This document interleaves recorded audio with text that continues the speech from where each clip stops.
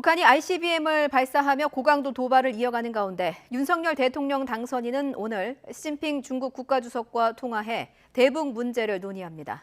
이런 가운데 집무실 이전과 인사권 문제 등으로 촉발된 신구 권력 사이의 갈등은 해법을 찾지 못한 채 깊어지고 있습니다. 인수위에 나가 있는 취재기자 연결해서 자세하게 알아보겠습니다. 이경국 기자. 네, 서울 삼청동 인수위에 나와 있습니다. 네, 윤석열 당선인과 시진핑 주석의 통화에서 어떤 내용이 다뤄지고 있을까요? 네, 윤석열 당선인 조금 전인 오후 5시 반쯤부터 시진핑 중국 국가주석과 통화를 시작했습니다. 통화가 한창 이어지고 있을 것으로 보이는데요. 정확히 어떤 대화가 오갔는지 아직 확인되지는 않았지만 어제 북한의 대륙간 탄도미사일 발사가 있었던 만큼 급박한 한반도 정세를 두고 긴밀한 협의가 이루어질 것으로 보입니다. 그간 시진핑 주석은 상대국 정상이 정식 취임한 뒤에 통화를 해왔는데 이번에 이 같은 관례가 깨졌습니다. 새로운 한중 관계에 대한 기대감이자 대북 문제에 대한 논의가 그만큼 시급한 상황이라는 점도 읽을 수 있는 대목입니다. 시진핑 주석과의 통화 전에는 서훈 국가안보실장이 서울 통이동 인수위를 찾아서 윤석열 당선인에게 북한의 ICBM 발사 관련 동향과 정부 대응, 향후 전망과 대책을 브리핑하기도 했습니다.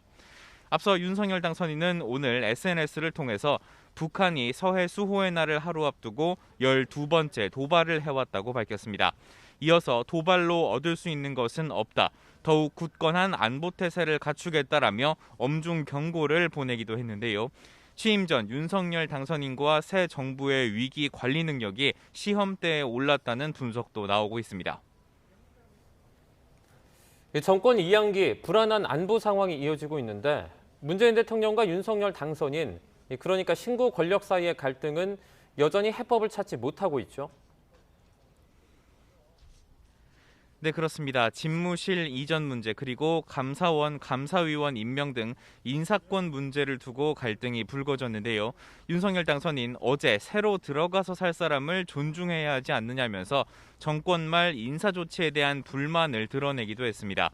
김은혜 당선인 대변인도 상식에 맞는 정부 인수인계 절차가 진행되기를 바란다고 지적했습니다. 여기에 박범계 법무부 장관이 수사지휘권 폐지 등 윤 당선인의 사법 공약에 반기를 들면서 인수위가 법무부의 업무 보고를 유예하는 등 갈등의 폭은 더 넓어진 상황입니다. 문 대통령과 윤 당선인의 회동을 위한 실무 협의도 멈춰선 상황인데요. 당선인 비서실장인 장제원 의원은 청와대 측으로부터 연락받은 것은 없다면서 조금 더 기다려달라고 말하기도 했습니다. 당선 이후 2주가 넘는 시간이 지났지만 전례 없이 회동은 이루어지지 못하고 있는데요. 여전히 회동 진행 여부는 불투명한 상황입니다. 이런 가운데 윤석열 당선인이 민주당 박홍근 신임 원내대표에게 협치에 나서자 이런 뜻을 전했다고요. 네, 윤석열 당선인 어제 민주당 신임이죠. 박홍근 원내대표에게 전화를 해서 축하 인사를 전하면서 소통하고 또 협치하자라는 뜻을 전했습니다. 이어서 오늘 비서실장인 장제원 의원을 통해서 축하난을 전달했는데요. 예방을 받은 박 원내대표 힘을 합쳐야 한다면서도 그 출발은 국회를 존중하고 또 소통하는 거라고 강조했습니다. 이에 장제원 의원은 여야가 새롭게 관계를 정립할 수 있는 계기가 됐으면 좋겠다고 답했는데요. 장 의원의 말 직접 듣고 오겠습니다.